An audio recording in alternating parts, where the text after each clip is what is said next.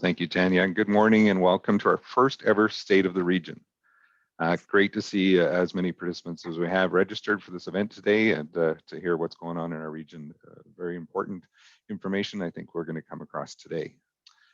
My name is Larry Gibson. I am the chair of the Grande Prairie District Chamber of Commerce. We acknowledge the Treaty 8 territory, the ancestral and traditional territory of the Cree, Dene, as well as the Métis.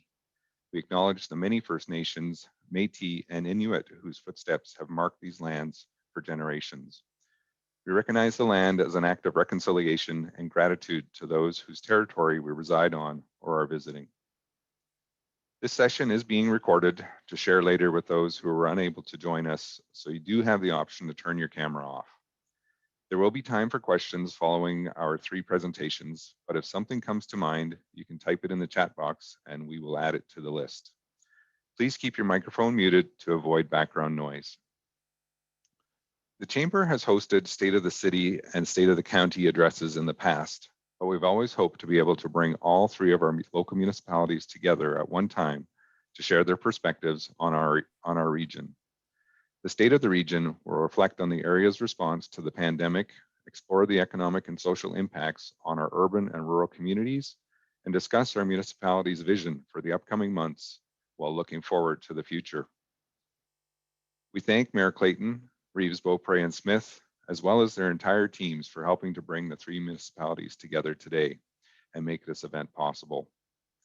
We truly value our partnership with the city, county, and MD and appreciate their support in promoting and growing our local economy.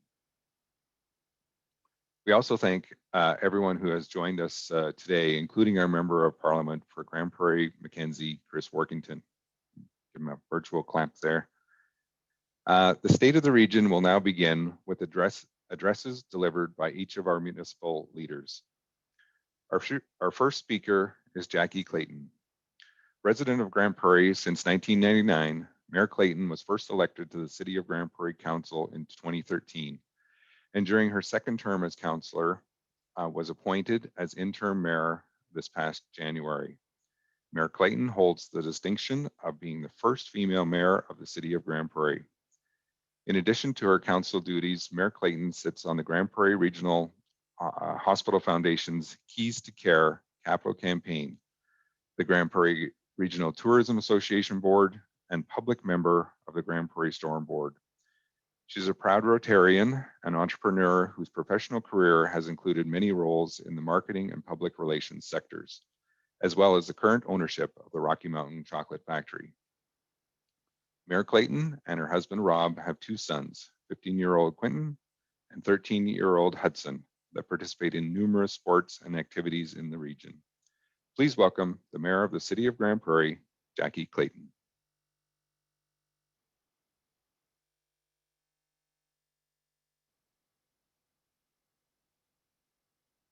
There we go. Thank you, everyone. Thanks so much, Larry, for the introduction. Hello, everyone, and thank you for welcoming me on behalf of Grande Prairie City Council, and a big thank you to the Grande Prairie District Chamber of Commerce for hosting the first ever State of the Region. It is important for me to remind each other that our beautiful region is the homeland of many diverse First Nation and Métis people whose ancestors have walked this land since time immemorial. We are grateful to work, live, and learn on the traditional territory of Treaty 8. Thank you to the representatives from our regional councils, provincial government, and federal government who have joined us here today as they provide an update to the community alongside Reeve Beaupre and Reeve Smith. The City of Grande Prairie and our region has a history of strong economic performance and the ability to weather shifts in our economy. The COVID-19 pandemic challenged us all in ways that were unforeseen. Many of us took steps to protect each other's health, and all levels of governments worked to provide critically impacted industries with relief funds through economic stimulus. The City of Grande Prairie's Economic Recovery Fund, launched in summer 2020, allocated $1 million to support the ongoing COVID recovery efforts. Over the past year, a portion of these funds have already been allocated to support economic activity in the region and to support businesses to pivot their operations to an increasingly online and digital market. We're happy to share that many of our peers have benefited from the Economic Recovery Program from the city, which has dispersed a total of 45 marketing grants, 20 beautification and patio grants, 2 barrier-free grants to increase accessibility, and 20 training grants that supported businesses who needed to retrain their employees in response to altered operations as a result of the pandemic. In the coming weeks, we're anticipating to open applications to our newest series of economic supports, the DIG program, or Development and Incentives Grant Program. This program supports long-term strategic investment in key areas, including industrial, commercial, and residential, and also seeks to expand the city's tax base over 10 years to support the long-term sustainability of the organization and our community. The $10.5 million program is primarily funded through a rebate program and does not have impact to the city's budget. Approximately $1.3 million is allocated from existing economic development grants and incentive programs to maximize overall impact on investments in the community. We look forward to opening applications to this program and encourage you to check back at the link on your screen in the coming weeks. I'm happy to share that in 2021, we have seen positive indicators that demonstrate to us that the economy is recovering. As of May, housing starts within the city are up 87.1%, with 58 starts in 2021 compared to only 31 starts in 2020. Last month, 169 homes were sold in the city, the highest number of sales in the month of June since 2014. And year to date, there have been 775 homes sold in the city, 58% more than the same period last year, and 12% more than the same period in 2019. Year to date, 343 building permits worth over $47 million have been issued, compared to only 316 permits worth $25 million for the same period in 2020. That is a 9% increase in permit volume and an 86% increase in construction value. The increase in value is largely contributed to an increase in our new home builds and commercial buildings, such as the new Fresco grocery store, which is under construction in the east side of the city, as well as ongoing development on the Resources Road area. Across the Peace region, drilling licenses indicate an ongoing commitment to investment from the energy sector in the area, with a 116% increase in the planned activity from the same time last year. We are seeing these statistics and data points come to life. Stores are busier, traffic on the road is increasing, and recreation and entertainment activity are actively bringing friends and family together in ways we haven't seen since early 2020. With the future in mind, City Council recently approved an industrial attraction strategy, which sets priorities for operational improvements and identified target sectors for investment attraction in our industrial zone land. It is a key component of supporting and developing the economy as we look forward to the future in 2021 and beyond. The targets identified within the industrial attraction strategy set priorities for infrastructure planning and guide the work done to find alternative sourcing solutions for power, waste, and water in the Hughes Lake area, an area the city is hopeful will spur investment in our region.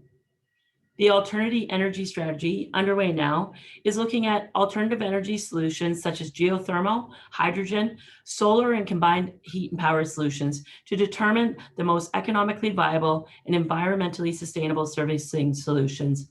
The work being done today will reduce the uncertainty and support investment decisions within our greenfield industrial land. Many of us have long awaited the opening of the Grande Prairie Regional Hospital, a resource in our community to provide families with improved healthcare close to home. We are preparing for the tremendous economic and educational opportunities that this facility brings to our region and eagerly await the chance for regional healthcare providers to enter the building and serve our community. Between new services and specialties coming to the region and the unique relationship between GPRC and the hospital, we are facing an exciting opportunity to attract significant investment within the healthcare sector.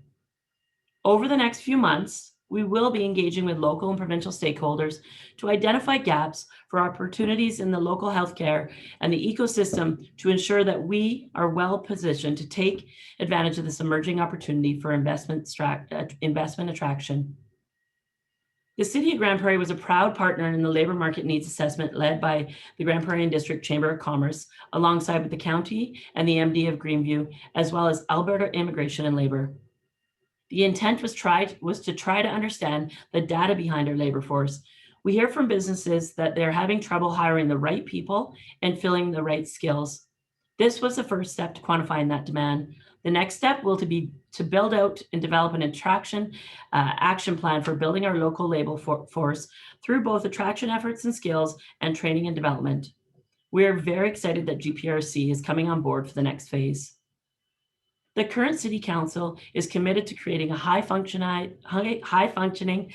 optimized organization that serves residents and those who do business with us. We are constantly challenging city administration to seek efficiencies that help streamline processes and in turn save money. These alongside with a priority-based budgeting process that allowed the City Council to strategically review city budgets and have allowed us to pass a net reduction in taxes over the last 4 years.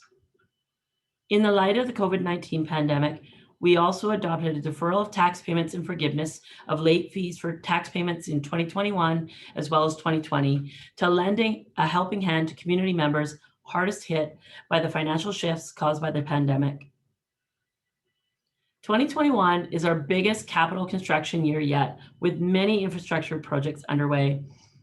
One of the core responsibilities of a municipality is to build and maintain infrastructure, including underground water, sanitary and storm pipes, catch basins, manholes, roadways, sidewalks, green spaces, and parks. And the City of Grande Prairie 2021 capital budget spans services and amenities designed to create a vibrant community for all users. The significant project of Phase 4 in the downtown rehabilitation project that will provide much needed upgrades in underground infrastructure to our city center. I'm tremendously excited to share the project is progressing on schedule and is currently planned for an end of October opening. Recognizing the importance of a well-connected and well-maintained transportation network, City Council chose to increase the investment in a road network. At the beginning of this term, investing $11 million, this council chose to increase it to 11 from $7 million, and now we're investing $18.25 million in the road network. Another noteworthy projects include a new bike park in the Crystal Lake neighborhood and a Muscatine Park pedestrian bridge that connects a recreation area in the northwest of the city to the new hospital grounds. As well, an exciting investment in the community is in the Activity Reception Center in the Smith subdivision. In its regular operations, the facility will be used to support dryland recreation, such as team sports and community bookings. But during emergencies, the location will serve as a central location to coordinate large-scale regional emergency responses alongside the Grande Prairie Regional Emergency Partnership, and also be a place for our community to welcome evacuees if an emergency calls for it. Building a safe community for all people who call our region home is important to building a thriving community. The City of Grande Prairie has recently undertaken initiatives that are intended to build a lasting legacy of community safety and help create a system that supports our community's most vulnerable. The Mobile Outreach Program is a dedicated emergency social services program that connects street-engaged individuals to programs and services that help them access social services, transportation to a safe place, connection of clients to community resources, such as addictions and mental health, housing, and basic supplies. The program also works alongside local law enforcement to reduce street-level social disorder.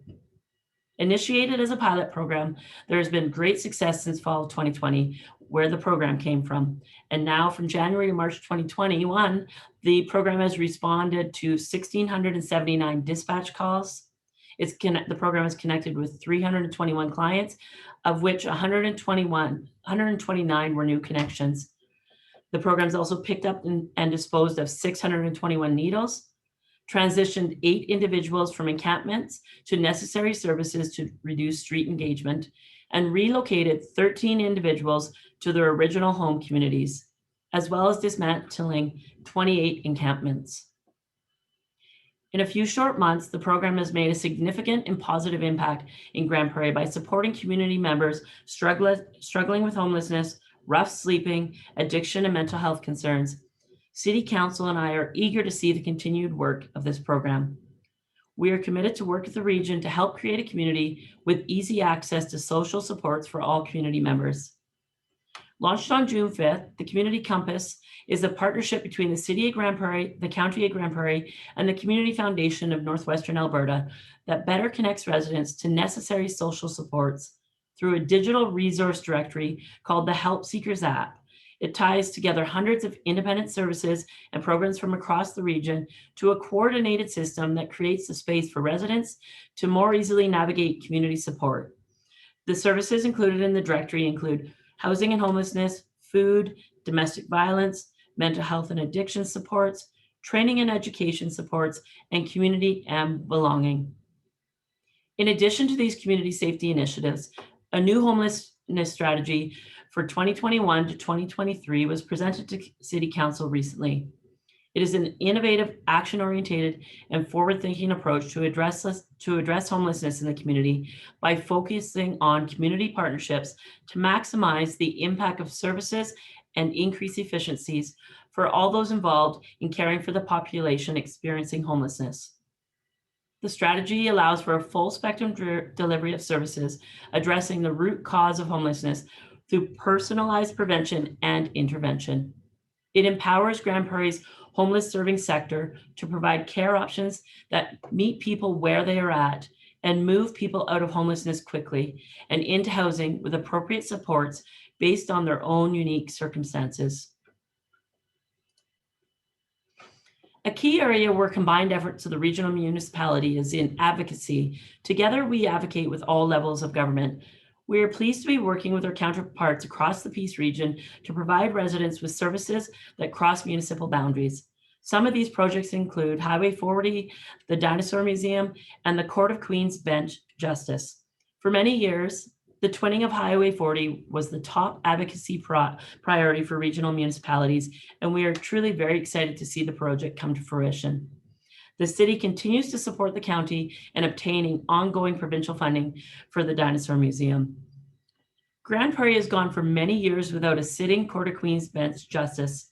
The city appreciates the county's support in advocating for the appointment of a local Court of Queen's Bench Justice.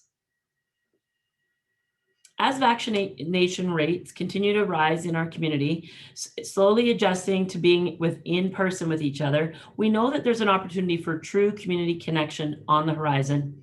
Earlier this month, the City of Grande Prairie began a return to in-person events with Canada Day celebrations taking place on July 1st and bringing the community together in Muskasippi Park and at Revolution Place.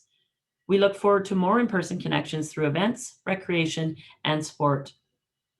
Together, regional municipalities can positively impact our residents' lives by providing services, initiatives, and programs that support a strong, vibrant community and a resilient economy. So a big thank you to Reeve Beaupre and Reeve Smith for joining me here today, to Larry, Tanya, Tom, and the Chamber of Commerce for their continued support, and to you for your interest and time and attention today. Thank you and enjoy the rest of your day.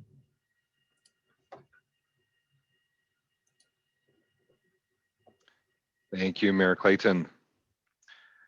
Our next speaker is Dale Smith.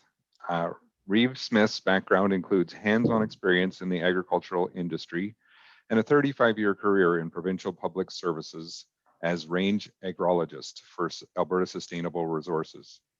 Since retiring from the province in 2013, he has continued to manage a family beef ranching operation in the New Fish Creek area with his wife, Judy. Reeve Smith has been a councillor with Greenview since 2013 when he was first elected. As councillor for Greenview's Ward 5 New Fish Creek, Reeve Smith has served on many municipal boards, including the Agricultural Services Board, Family and Community Support Services, the Heart River Housing Foundation, Water North Coalition, Veterinary Services Incorporated, and Smoky Applied Research and Demonstration Association. He also holds a degree in agricultural science. Please welcome the Reeve of the Municipal District of Greenview, Dale Smith. Good morning, everyone. It's a pleasure to be part of this communication strategy. And on behalf of Greenview Council and the administration, just like to update a few concerns going forward. This is my first stab at this kind of a process. Just moving forward, the tax rates for the MD of Greenview have remained stable, and we've tried to keep them at a rate that's very reasonable for all of our ratepayers. As most people know, most of our taxes do come from the oil and gas sector. But moving forward, I just like to start with our highlight project, which is the twinning of Highway 40. It's a joint funding project with the province and the county of Grande Prairie. With Minister Taves, when it first got started, we felt that this project was critical to the region, and without support from Greenview to make it happen, it may not have started as it has. And Greenview has committed $60 million to this project, which is roughly a 50% stake in the project. And we're more than happy to have the county of Grande Prairie as a partner in funding that 60 million. So it's great to see the project going. For those city residents and county, the project is going ahead for 2021 and building from the river up, plus with the construction of the bridge over this summer and winter here. So it's we felt a critical part of safety on the highway with the increased activity in the oil and gas field, the timber resources south of Grande Prairie. It just was a necessary project that needed to get developed. Next slide. The Greenview Industrial Gateway, it used to be formerly what we called the Municipal Partnership Area. Greenview has still put this as one of our main priorities of development in the area, and to help the oil and gas industry move forward. Greenview is the #1 municipality in Alberta for the production of natural gas. We are looking at the design and engineering work for this eco-industrial development area. With low-cost feedstock and a robust infrastructure, Greenview Industrial Gateway, or GIG, stands to generate a strong economic investment and well-paying jobs for our region. This is a project that dates back probably 4 or 5 years that the city and county have started work on it. We have a lot of development has moved forward here within the last year. We have an executive director that is looking after the gateway. There are a couple of proponents that are very interested in setting up a new development facility within this gig area. As people have listened in the news about carbon sequestration and zero emitting of carbon, we're hoping that this gig area can be a hub of one of several sites across the province or Canada. So it looks like the formations in the area will allow that to happen, which seems to be, in order to get new projects going, a critical step. Next slide. Greenview infrastructure investment over the last 18 months has been challenging, same as issues that many of our neighbors with the county and the city have had. In 2020, we had excessive floods. It should be the next slide. Required upgrading for overland flooding.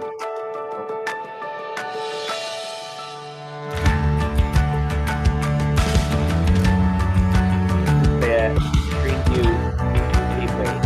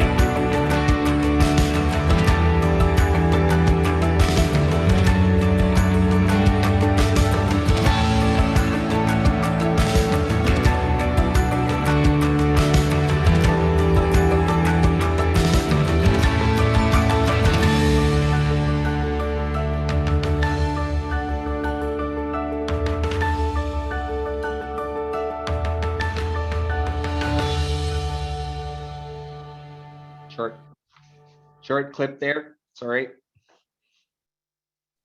I got ahead of myself. Okay, infrastructure upgrades were challenging. We've got a number of water systems that are being upgraded. We've just put a new water treatment plant in Grovedale, water distribution line, which will service upgrading and future residential development in the hamlet of Grovedale. We've done extensive work on the forestry trunk road. That's the trunk road there. The trunk road is another priority area for Greenview. It's the lifeline for our oil and gas industry. We put probably anywhere from $5 to $15 million a year into upgrades and improvements to the trunk road there. Can't forget about Grande. Grande is our largest hamlet. We're in the process right now of doing a $1.9 million raw water line upgrade, replacement, and the clarifier and wastewater treatment plant is being upgraded in the near future here. Next slide. We're happy to collaborate with our community partners, and primarily in this, talking about the towns of Fox Creek and Valley View. We have what we call a community development initiative agreement with these communities for services that they provide to Greenview residents and to people working in the area. For 2021, that is roughly just over $5 million. Next slide. Moving on, crime prevention is ever present out there in the rural communities and our small hamlet areas. We've just launched a new rural crime prevention campaign to educate and inform residents on the way to combat rural crime. Tips and resources are on our MD website and access to our CMP crime maps. And next slide. Part of our enforcement now, we've started with a new community policing officer program in 2020, and we just started with a sergeant and one CPO in the hamlet of Grande. Added 2 more people. They focus primarily on doing education over enforcement, but with COVID, that has made that very difficult to communicate with lots of residences. But In this past year, the major responses for our CPO program were mainly in bylaw enforcement and traffic violations. So they still travel on Highway 40 quite often, coming back and forth from Grand Cache. So it does keep the roads safe, and they respond to lots of our municipal bylaws, but it's a great program, and it's new for Greenview. So other communities have had them in past years. But carrying on, next slide there, we've partnered with Light Catch, just kind of briefly, as we're the newest municipal member with them to help reduce rural crime and increase the effectiveness of catching up with people that are doing not the right things. Next slide. Fire and safety services. We're quite proud of the fire and safety services that Greenview provides to its residences. We have 3 outstanding departments, or stations, I should say, in Beaupre, Grovedale, and Grand Cache, that we maintain a very high level of service out there. We also economies of scale are sought through shared provisions of services through 911, emergency specialist responses, special agreements for mutual aid, joint training, and joint use of training facilities. We're happy to be part of this county of Grande Prairie's new County Dunes fire training facility there, and which will help train our firefighters for both municipalities. Greenview has also entered in an agreement with the Grand Cache Firefighters Association to construct a fire training facility in Grand Cache, increased access for the training of their firefighters. Next slide. I get just part of, for our listeners that are out there, with Greenview and the size, it does create obstacles of trying to manage administrative work across our MD with the size coming from Valley View to Grovedale and then all the way down to Grand Cache. So it's sometimes a 2.5-hour trip to respond to things. So people have to kind of keep that in mind. We're trying to build strong communities out there. As Nighthawk is located within Greenview, it's a kind of a joint funded operation there, and we approved $750,000 in 2021 to assist with the upgrades to the ski lift repairs. We also value our recreational opportunities in Greenview, both indoors and outdoors. People like to recreate in Greenview, so we are trying to offer different sites that are out there. We have new ones now: Smoky River South, Sheep Creek, Shuttler Flats, and Grovedale Fish Pond, and there's Johnson's Park and Moody's Crossing at the river there. They're all new recreational areas for people, whether you're in the county or the city or Greenview or the rest of Alberta. We also have another ski area called Little Smoky. It's with the pandemic and the loss of customers, they all have operating costs, and we've had to share those with our neighbors to the east. And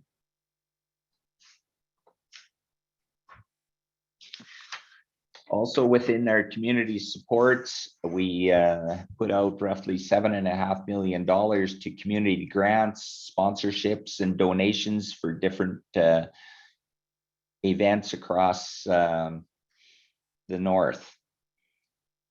We're a big supporter of STARS. $500,000 was just recently put forward as part of our purchase of the medically equipped H-145 helicopter, and we support it annually for operational support.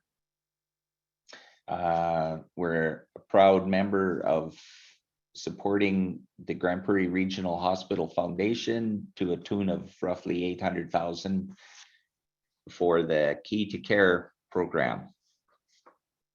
Next slide.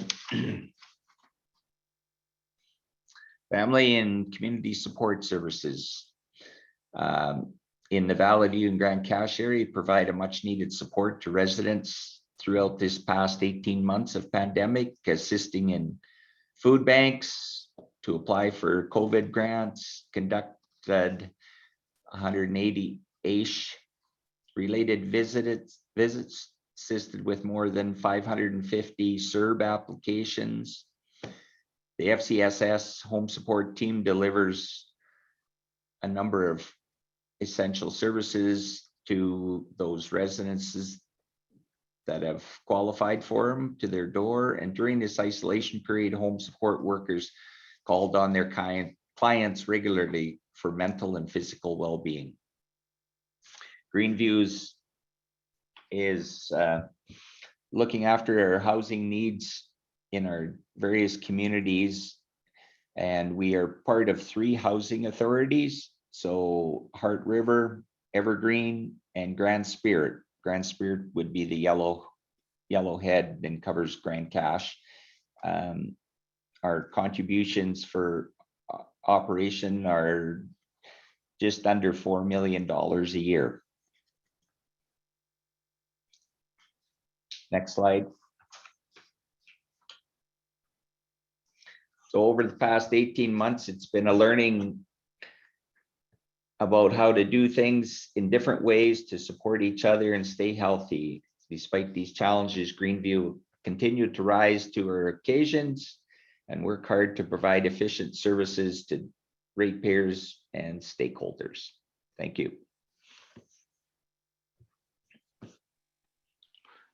Thank you, Reeve Smith. And just a reminder, if anyone has any questions at all along the way, please type them in the chat box. Our final speaker is Leanne Beaupre. Reeve Beaupre was first elected to County Council in 1994. Prior to that, she was a co-owner of a small oilfield company and a real estate broker. Reeve Beaupre was a longtime chair of Community Futures Grande Prairie and Region, is currently a member of the Northern Alberta Transportation Advisory Bureau, and is vice chair of the Northern Alberta Elected Leaders. She and her husband, Brad, have been married for 35 years and have 3 children and 2 grandchildren. Reeve Beaupre enjoys supporting causes such as the CIBC Run for the Cure, Canadian Cancer Society, Asthma Canada, and the Grande Prairie Regional Hospital Foundation, while spending what's left of her free time working in her yard and golfing. Please welcome the Reeve of the County of Grande Prairie, Leanne Beaupre.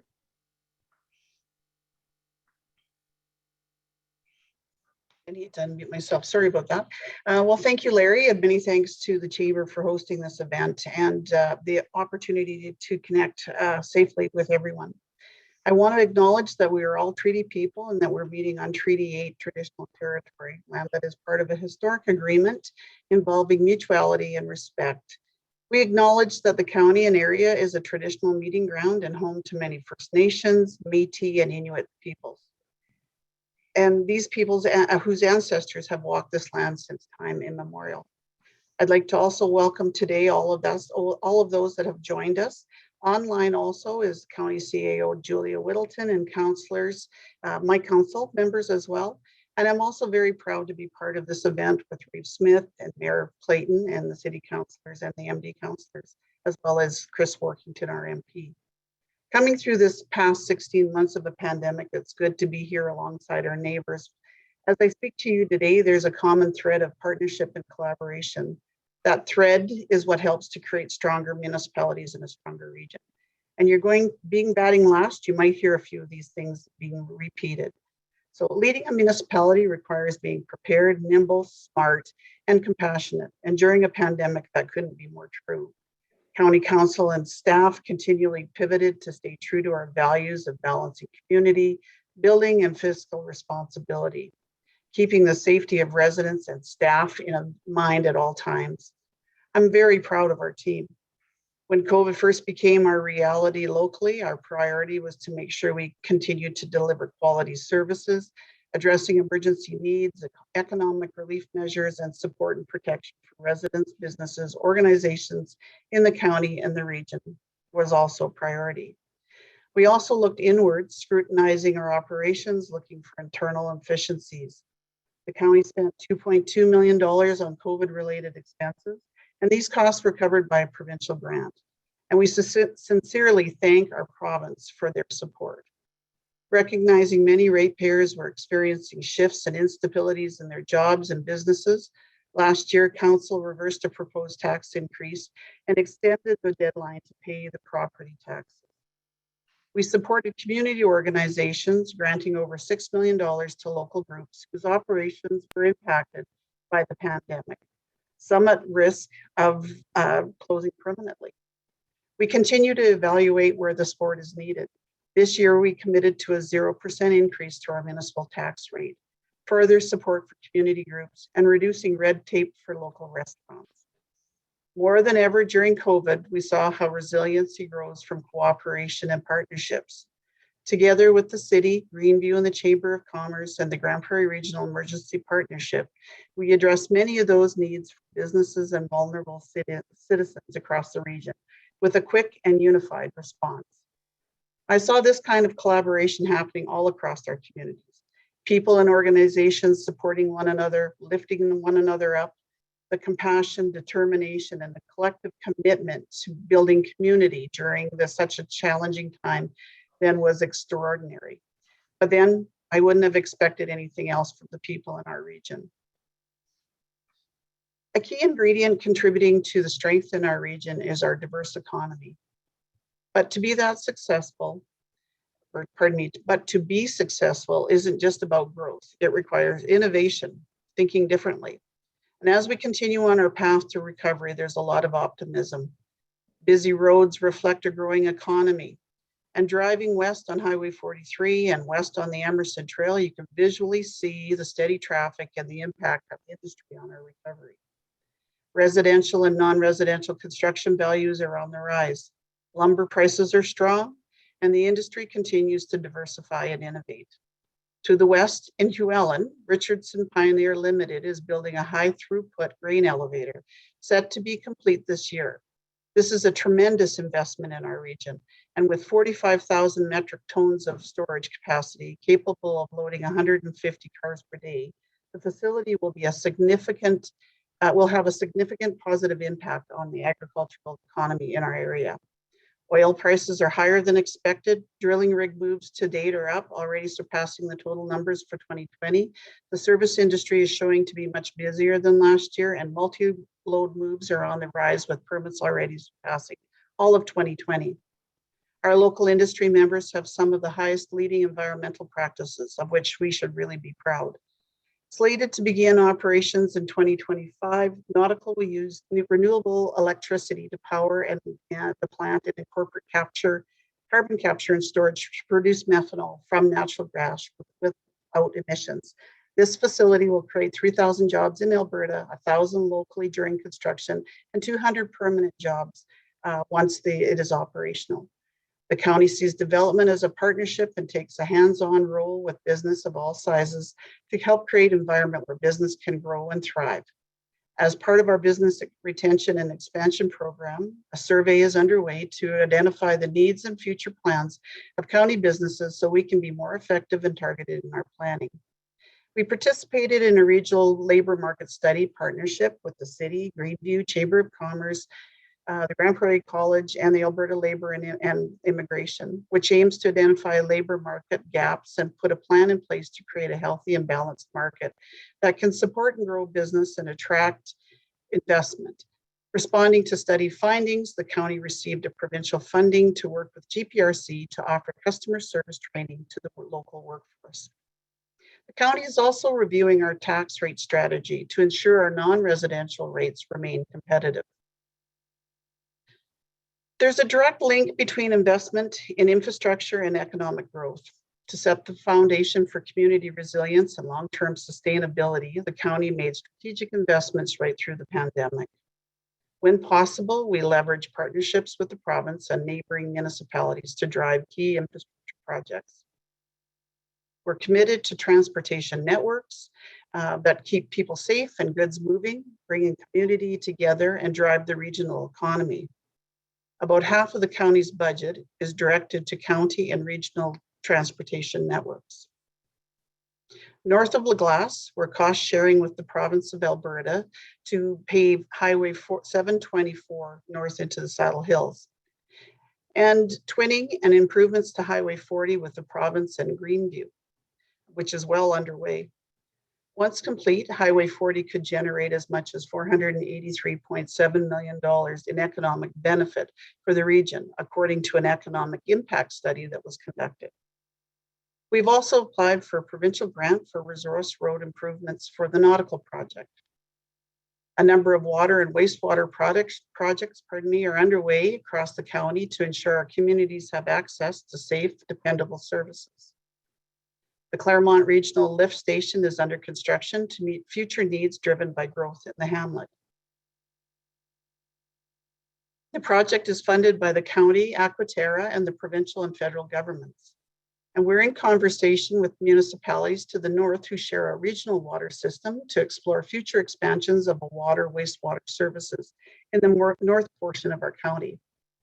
A feasibility study of deep geothermal capabilities within the county is underway. Results look very promising, and we're planning to conduct a pilot project. We're also undertaking a broadband internet study so that our residents and businesses can be connected and competitive.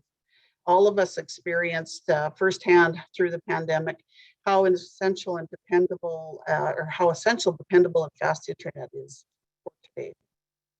A local oil and gas study is underway to help us understand future development of its kind within the region so we can support the industry and reduce industry impacts on nearby residential, agricultural, and recreation areas. So our county population is growing. 2 weeks ago, we welcomed Hythe as a hamlet in the county of Grande Prairie following a vote by the Hythe residents and approval from the Alberta government. Although change can be difficult, council and administration are committed to ensuring as smooth a transition as possible for both Hythe and our county residents. Growth across all corners of the county requires planned development, so services and amenities needed to support growth are available. Responsible development balances the need of the natural environment, and that's a priority. Area structure plans provide a framework for the development of lands for commercial, industrial, and residential purposes. 2 ASPs were recently approved and 2 are underway, supporting sustainable and responsible development for residents, schools, businesses, and industry in the Claremont area, and an industrial area along Highway 43 to the east. We're approaching outdoor recreation spaces with the same mindset, strategic development that protects the natural environment and leverages partnerships. We recently developed the 99-acre evergreen recreation area, a win on so many levels. This area was long plagued with vandalism and garbage. We listened to the community, developed and accordingly to local needs, partnered with community organizations, and protected the integrity of the natural space. Today, this free natural day use area is well used and the space is well respected.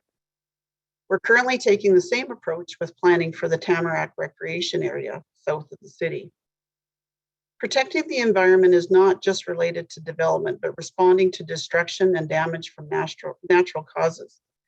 Flooding over the past several years has meant rising costs for the county. This is to repair damage, restore the environment, and mitigate future damages. Last year alone, we invested over $3 million to address flooding. We developed a policy to guide a proactive approach, advocating for provincial assistance to eliminate or reduce future costs associated with flooding. We are also advocating for a provincial flood and slope study of Bear Creek from LaGlace Lake to the Wapiti River, an area that is causing continual challenges. With restrictions lifted and things opening up, there's definitely a sense of hope and optimism. And while we've all gone through the same storm over the last 6 months, we are all in different boats. This has been a year of losses for people in so many different ways.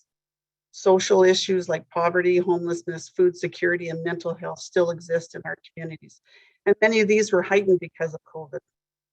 Our staff went above and beyond to reach out in ways that were safe for staff and for their clients.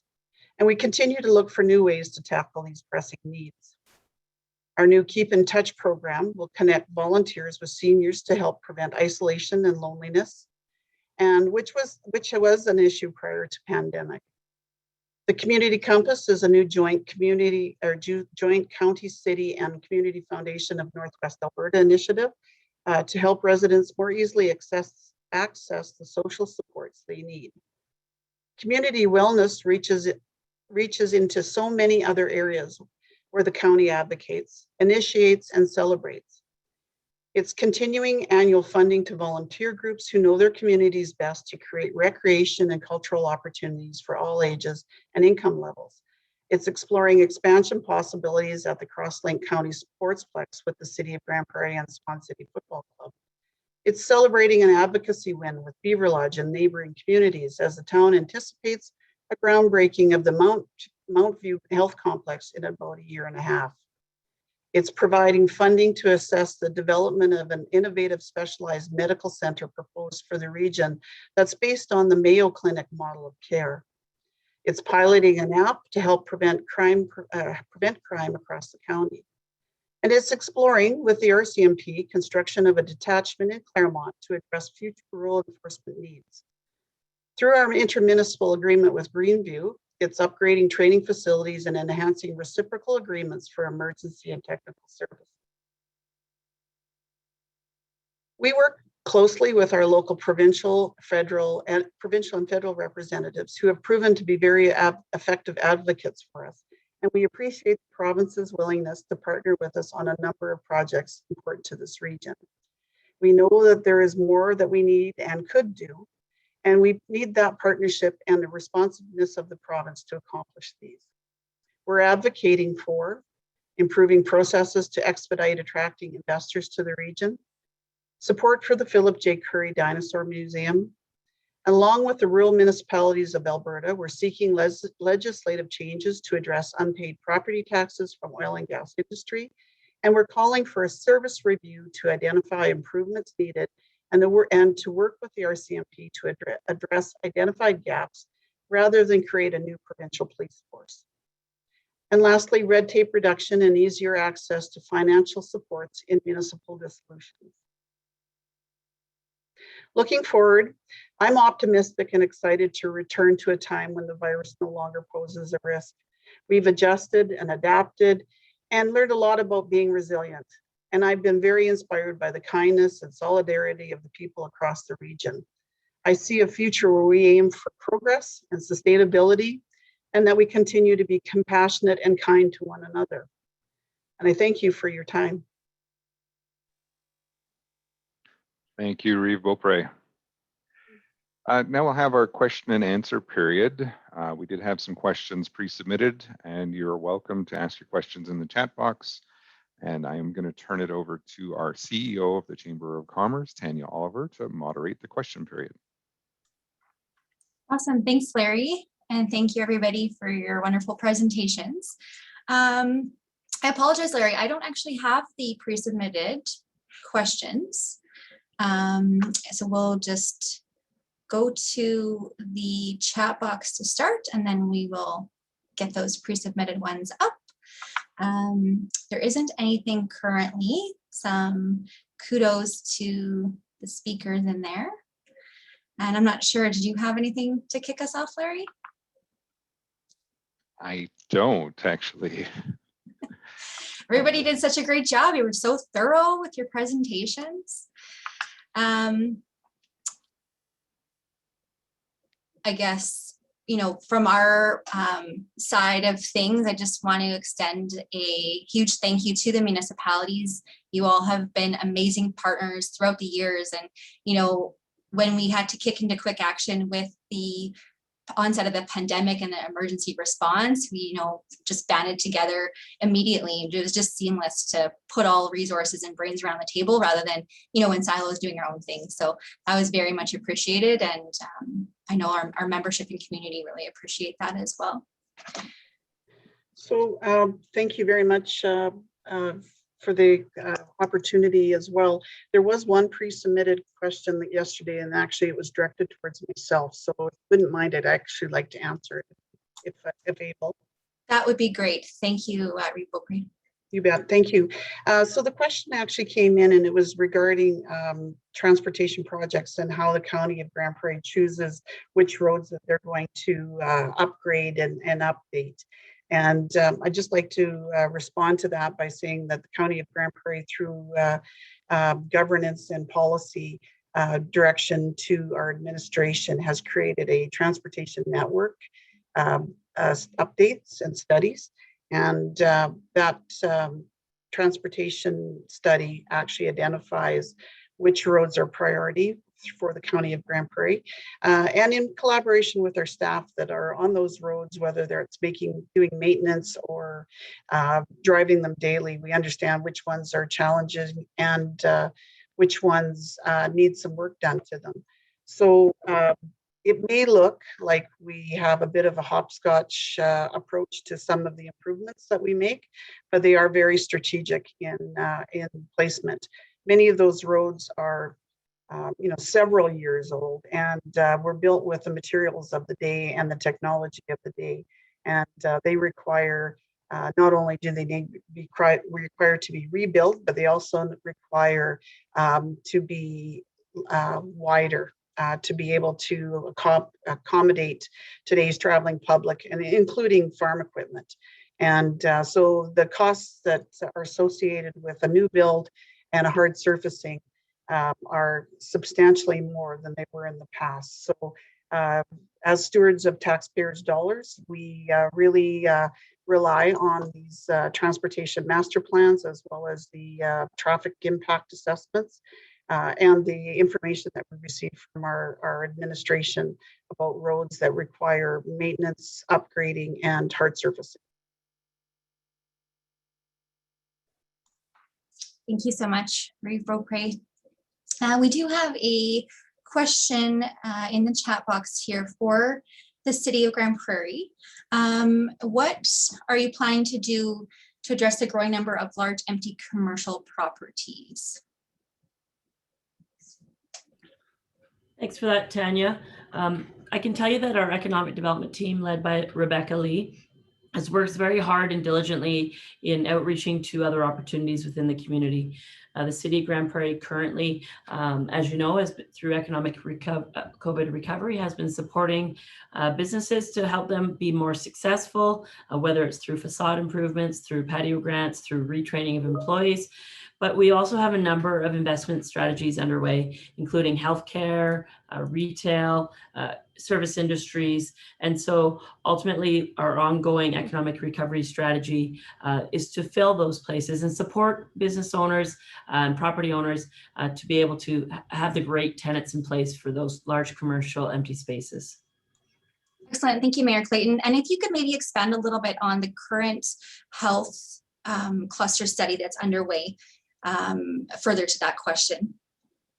Sure, yeah. Currently right now, working through with GPRC as well as the province, we're looking at what the opportunities are to find services that will support the opening of the hospital.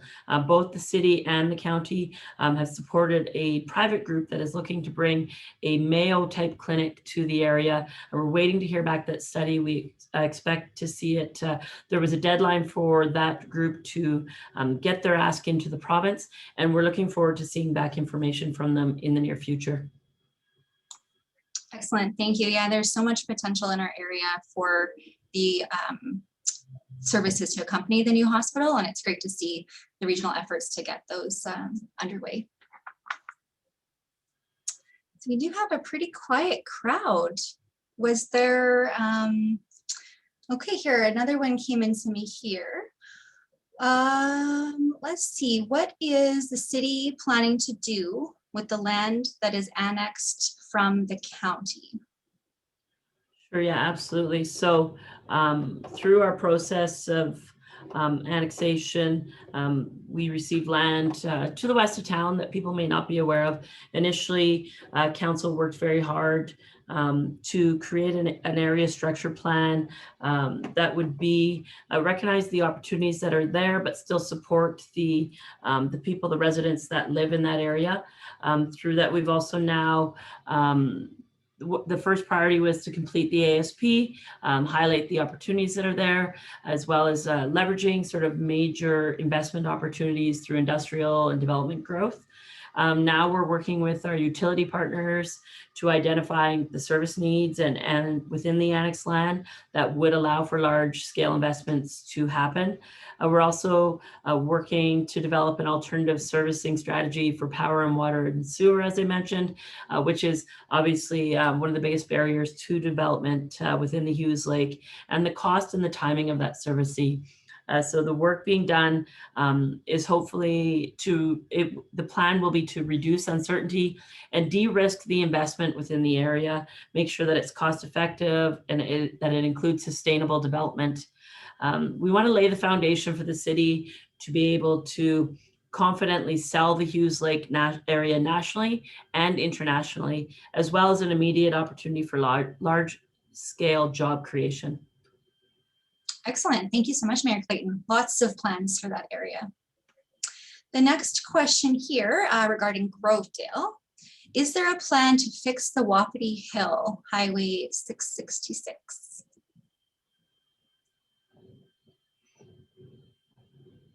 Thank you for the question. The Wapiti Hill and Highway 666 is a provincial roadway. It's not within Greenview's jurisdiction to repair. We do work with the Department of Transportation, and it is a concern that Grovedale residents and people accessing 666 going forward. I have not been privy. They are looking at it, trying to make it somewhat safe. With the twinning of the highway, though, moving forward here in the next couple of weeks, Greenview and the county and Alberta Transportation will be meeting to deal with concerns as they arise, because there will have to be some rerouting of traffic on Highway 666, especially for those coming on to Highway 40. Instead, they'll be using highway or Township Road 700 there. So it's kind of a moving project going forward, and updates we will have as those changes progress here in the next couple of years with the highway twinning. Greenville will, be relaying that through our communication department and moving forward. Thank you. Okay, perfect. Thank you. Yeah, and we'll make sure when we receive those communications that we'll be sharing that out as well to help you guys get the word out. So thank you for that. The next question is for you as well, Reeve Smith. Do you have an approximate time for when the land transfers will happen for the gig development and the estimated time for development to start? Oh, thanks for the question, Larry. As I have mentioned before, we do have the area structure plan in place for gig. We do have an application in for Greenview to buy the land.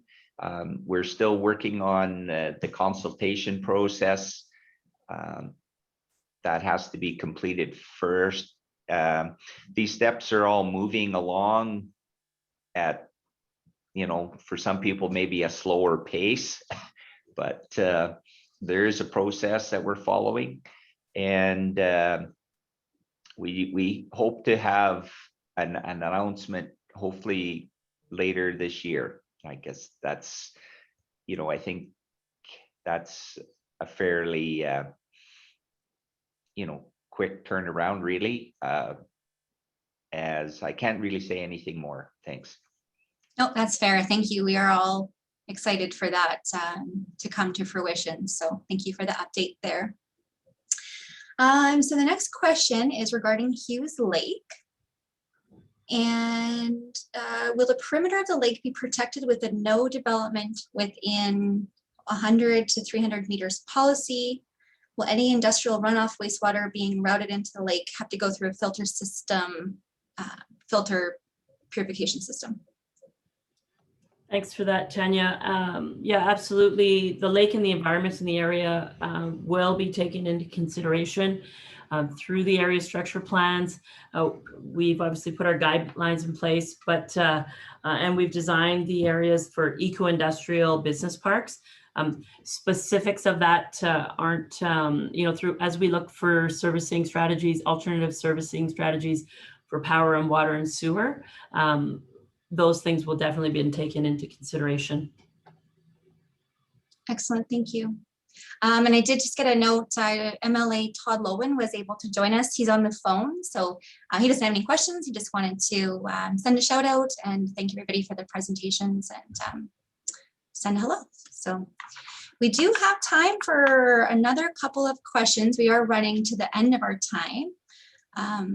So if anybody else, don't be shy, you can, and if you do have a question, you don't want to type it out, you can just say so in the chat box or just raise your hand and I can bring you on as well if you want to do it that way.